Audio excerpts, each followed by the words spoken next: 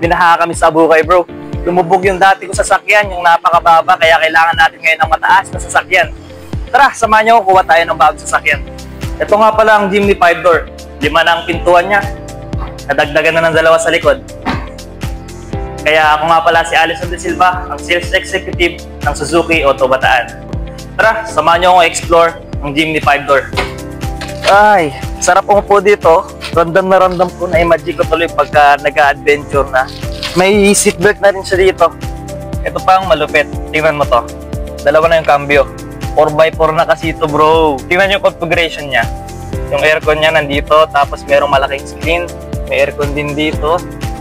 Tapos, ito pa yung bukasan ng bintana. Tapos, bukasan ng bintana sa likod, tsaka ang handbrake mo. O, diba? Ang lupit. Saan ka pa makakakita nito? Ito pa yung isa sa pinakamalupit. Ito yung pinakaragustuhan ko sa lahat. Tingnan mo, bro. Bubuksan ko tong pinto. Kusa na siya bububukas, bro. Kasi meron na siyang hydraulic dito, bro. Tapos, mas pinalaki na yung capacity niya ngayon na dating 85 liters lang. Ngayon ay 211 liters na. Tapos, ito pa yung malupit. Ibababa ko lang to.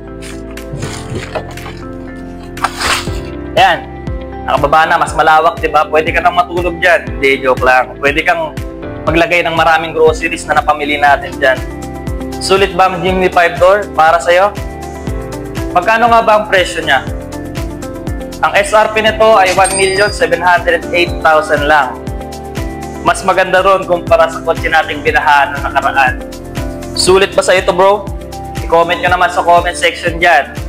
Okay, uwi na ako. Let's go. Bye-bye.